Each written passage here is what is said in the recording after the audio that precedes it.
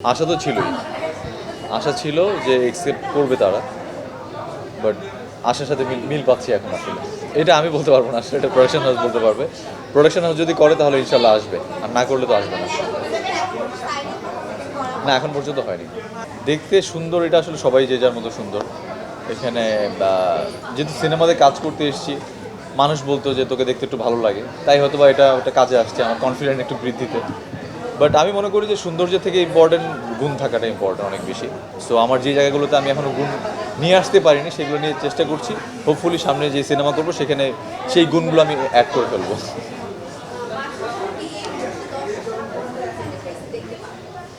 মাসুদ রানা আমরা একটা হল লিস্ট অলরেডি দিয়েছি জাজের পেজ থেকে, এবং বেশ কিছু জায়গা থেকে আমরা হল লিস্ট ছেড়েছি। আর আমরা নেক্সট উইক থেকে ইনশাল্লাহ নেক্সট উইক বা উইথিন 2 উইক্সের মধ্যে আমরা ঢাকার বাইরে এটা রিলিজ করছি। সো ঢাকার বাইরে বেশ কিছু সিঙ্গেল স্ক্রিনে যাচ্ছে, এবং এটা আর বড় বেশ কিছু প্ল্যানিং রয়েছে আমাদের। ইন্টারন্যাশনালি রিলিজ হচ্ছে, ইন্টারন্যাশনালি রিলিজ করার প্ল্যানিং চলছে। সো ওই জায়গা থেকে আসলে আমরা অনেক বেশি হোপফুল এবং ফিঙ্গার ক্রস করে বসে আছি যে আমরা এটা অনেক বড় পরিসরে রিলিজ করব। আসলে মডেলিং ইন্ডাস্ট্রিটা ক্যারিয়ারটা হচ্ছে অ্যাক্টিংয়ের একটা পার্ট। জাস্ট ওখানে সাইলেন্ট অ্যাক্টিং করতে হয় মডেলিংয়ে, আর ভিজুয়ালি আপনার অ্যাক্টিংয়ে হচ্ছে আপনার ভয়েস সহ অ্যাক্টিং করতে হয়। সো আই থিঙ্ক সব কিছুই থাকে না, নদী, পদ্মা, মেঘনা, যমুনা মিলেই সাগর, ব্যাপারটা এমন আর কি। মডেলিং, ফটোশ্যুট সব কিছু মিলেই আসলে সাগর সিনেমা, এটাই।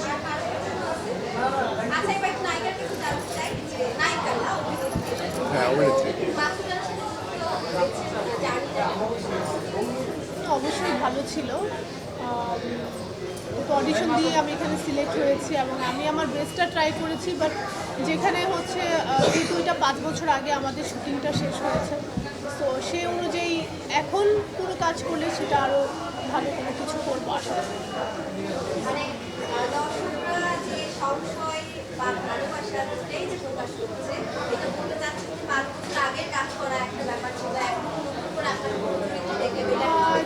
দর্শকের কাছ থেকে আমি আসলে সংশয়মূলক কোনো মন্তব্য আমি আমার পার্সোনালি তেমন কিছু পাইনি, কারণ আমার ক্যারেক্টারিজম অনুযায়ী যেটা আমাকে ওইখানে ডেলিভার দেওয়ার দরকার ছিল আমি সেটাই করেছি। বাট ইন মাই পার্সপেক্টিভ আমার কাছে যেটা মনে হয় যে 5 বছর আগের তিথি আমি যে অ্যাক্টিংগুলো করেছি তার থেকে বেটার আমি এখন আরও করতে পারবো। ম্যাচুরনেস এসেছে আমার অ্যাক্টিং স্কিলে, আমি এখন আরও অনেক ট্রেনিং করেছি, আমি কোর্স করেছি অ্যাক্টিংয়ের, এখনও করছি, ক্লাস করছি। তো ভয়েস উচ্চারণের দিক থেকে বা অ্যাকশনের দিক থেকে বা অ্যাক্টিংয়ের দিক থেকে আমি আরও ভালো কোনো কিছু করার চেষ্টা করব।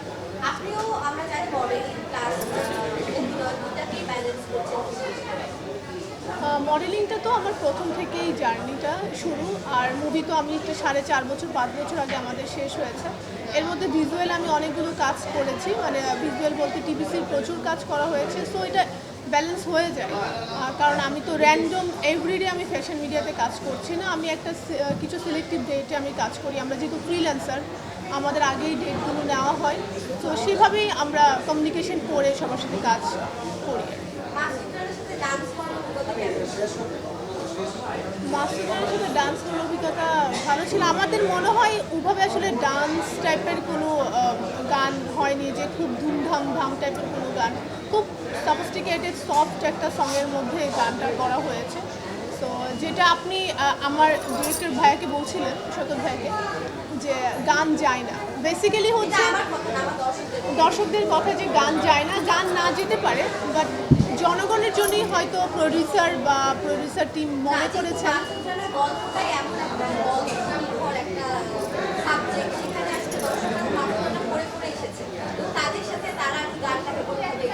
একদম বইয়ের মতো যদি আপনি মুভি করতে যান তাহলে আপনার কাছে বোরিংনেস চলে আসবে, যেটা আমি মনে করি।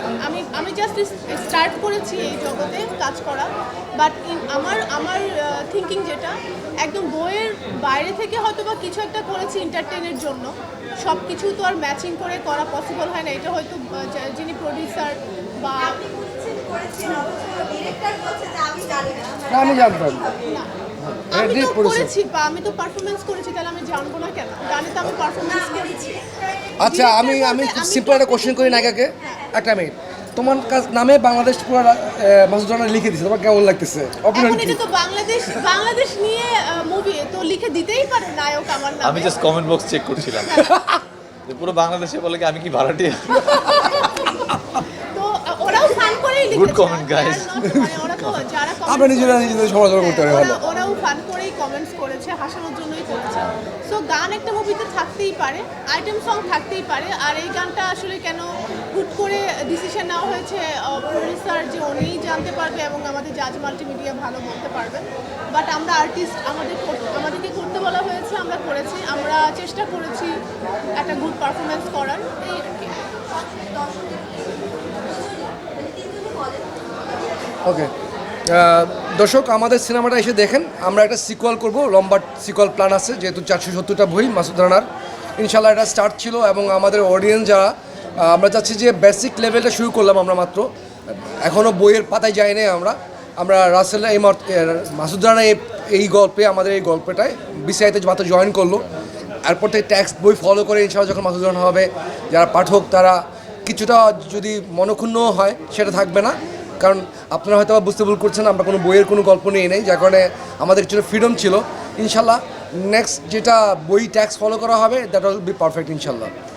Thank you so much. ইনশাল্লাহ সিনেমা দেখে এসে আপনারা, আমি আশা করি আপনাদের বোরিং লাগবে না, ভালো লাগবে।